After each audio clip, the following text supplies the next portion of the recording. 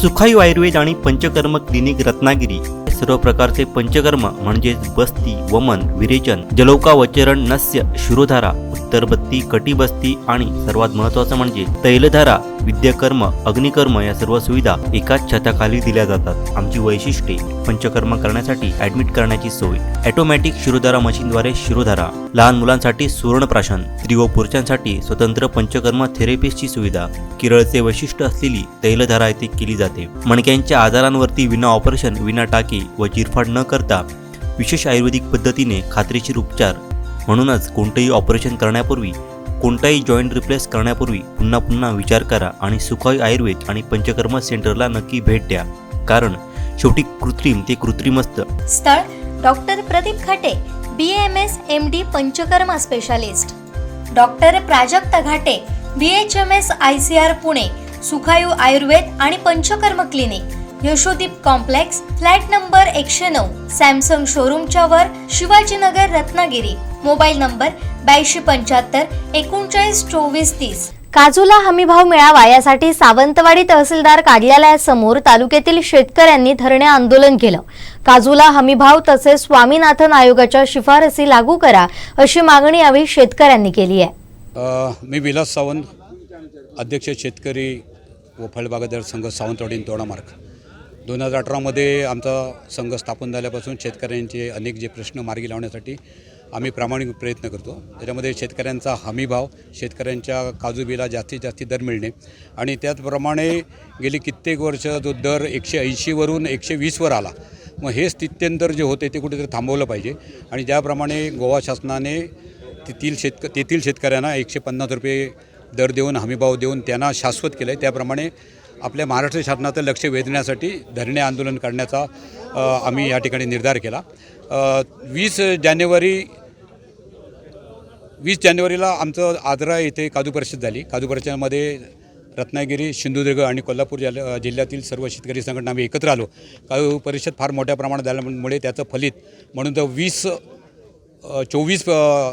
जानेवारीला आम्ही कणकोली येथे पत्रकार परिषद घेतली आणि त्या ठिकाणी असं ठरलं की 16 फेब्रुवारीला सिंधुदुर्ग जिल्हा, कोल्हापूर जिल्हा आणि रत्नागिरी जिल्ह्यातील सर्व शेतकरी संघटना आपल्या तहसीलमध्ये, म्हणजे सावंतवाडीतील शेतकरी सावंतवाडी, दोडामार्गमधील अशा एकूण 17 तहसीलमध्ये एकाच वेळी 11 वाजता धरणे आंदोलन करेल। आणि धरणे आंदोलनाचा विषय हाच होता की तहसीलदारांच्या माध्यमातून आमचं जे निवेदन आहे ते माननीय मुख्यमंत्री महाराष्ट्र शासन, त्याचप्रमाणे माननीय उपमुख्यमंत्री आणि अर्थमंत्री अजितदादा पवार आणि माननीय कृषी मंत्री धनंजय मुंडे यांना हे निवेदन दिलेलं आहे। आणि आमच्या प्रामुख्याने यामध्ये 3 मागण्या आहेत। त्याच्यामध्ये 200 रुपये हमीभाव ही आमची एक रास्त मागणी आहे त्याच्यामध्ये। आणि मागण्याचा उद्देश असा की दापोली कृषी विद्यापीठाने आपला जो कृषी उत्पादन खर्च हा 129 रुपये 50 पैसे दाखवलेला आहे आणि स्वामीनाथन आयोगाप्रमाणे त्याच्या 1.5 पटीने हमीभाव देण्याचं माननीय देशाचे पंतप्रधान नरेंद्र मोदी यांनी जाहीर केलं। त्याप्रमाणे 129च्या 1.5 पट हे 193 रुपये होतात, म्हणून आम्ही 200 रुपये हमीभाव मागितला आहे। दुसरी आमची मागणी आहे की स्वामीनाथन आयोगाच्या शिफारसी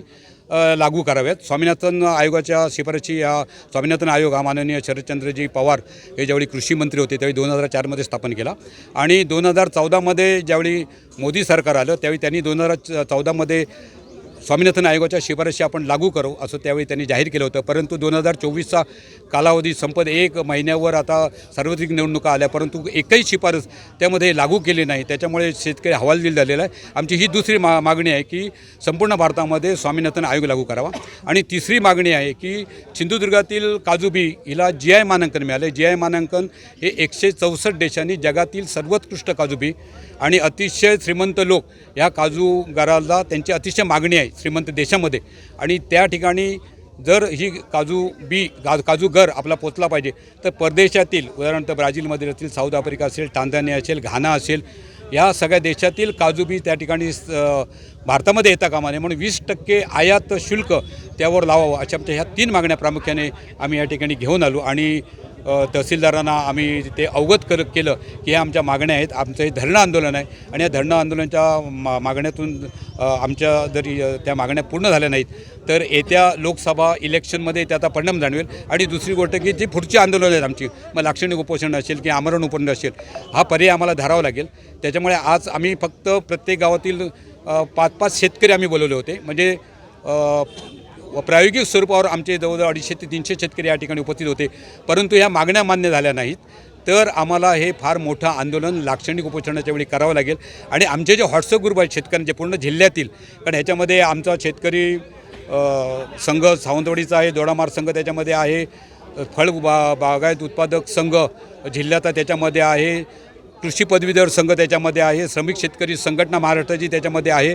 आणि ह्या सगळ्या संघटनांनी मिळून आम्ही हे धरणे आंदोलन पूर्ण तिन्ही जिल्ह्यामध्ये धरलेलं आहे. आणि कर्णोपकरणी आणि आता जे नवीन हत्यार आपल्याकडे आलेलं आहे की व्हॉट्सअपवर आम्ही जो अंदाज काढला तो 70 ते 80 हजार शेतकऱ्यांपर्यंत आमचा मेसेज गेलेला आहे.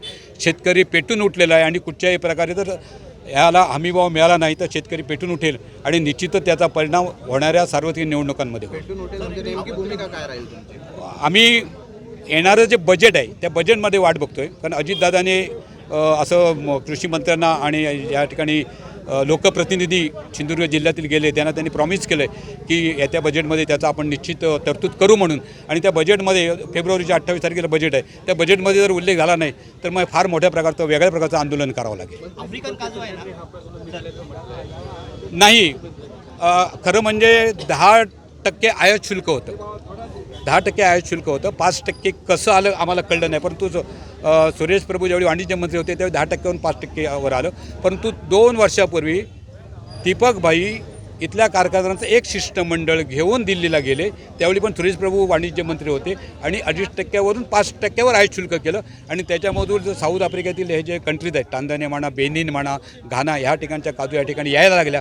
आणि त्याच्यामुळे आमच्या काजूगारांची जी व्हॅल्यू आहे आणि काजू दर त्यामध्ये कमी झालं. तुम्हाला मी एक आलेख सांगेन की 2013मध्ये अमेरिकेमध्ये 32,000 टन आपला काजू गर जायचा, तो आता 3,432वर आला आहे.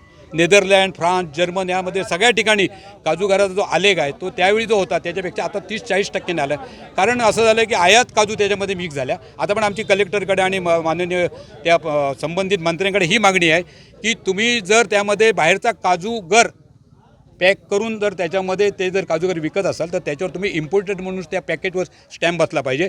आणि जर आमचा ज्याला वेंगुर्ला 489 नंबरचा जो काजू GI मानांकन मिळालं आहे तो काजूगर तुम्ही तर त्याच्यावर ते पॅकेटवर तो स्टॅम्प असला पाहिजे, GI मानांकनचा पॅकेट असला पाहिजे. कारण फार मोठ्या प्रमाणात इथे तुम्ही आता मळगावला जो तांडेल नावाचे आपले आउटलेटवाले आहेत त्या ठिकाणी तुम्ही बघाल तर त्या ठिकाणी मोठमोठ्या गाड्या थांबतात, 4 किलो 10 किलो त्या ठिकाणी काजूगर घेऊन जातात. त्याचा उद्देश आहे की त्या ठिकाणी GI मानांकनचा टॅग तिथे लावलेला आहे. मग चांगले जे चोखंदळ माणसं आहेत त्यांना हा GI मानांकनचा काजूगर निश्चित आवडतो.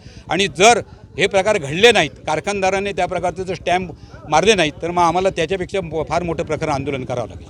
इम्पोर्ट ड्युटी हाय करण्यासाठी काही बोलणं झालं? इम्पोर्ट ड्युटीसाठी फक्त आम्ही मागणी करतो. आणि हल्लीच आम्ही नारायणराव राणे यांना 4 दिवसापूर्वी भेटलो तर ते म्हणाले की आयात शुल्काच्या संदर्भात मला त्याची माहिती घ्यावी लागेल, कारण आयात शुल्क हा महाराष्ट्र शासनाचा विषय नाही. तर त्यावेळी वरच्या पातळीवर जो विषय आहे, परराष्ट्रीय धोरण जे आपलं आहे, व्यापार मंत्री हेच ते करू शकतात. आणि दादा म्हणाले, नारायणराव म्हणाले की मी त्या दृष्टीने प्रयत्न करीन, परंतु तोपर्यंत यंदाचा आमचा काजू सीझन फुकट जातो आहे.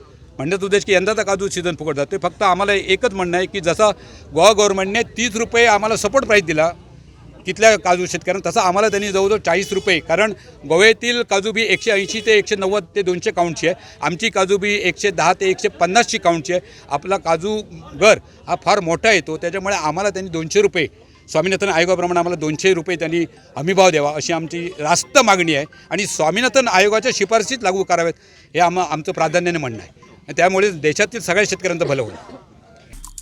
आमचे दिवसभरातले सर्व अपडेट्स, ताज्या घडामोडी आणि थेट लाईव्ह पाहण्यासाठी सबस्क्राईब करा, लाईक करा कोकणचं नंबर 1 महा चॅनल कोकण 7 लाईव्हचं YouTube चॅनल.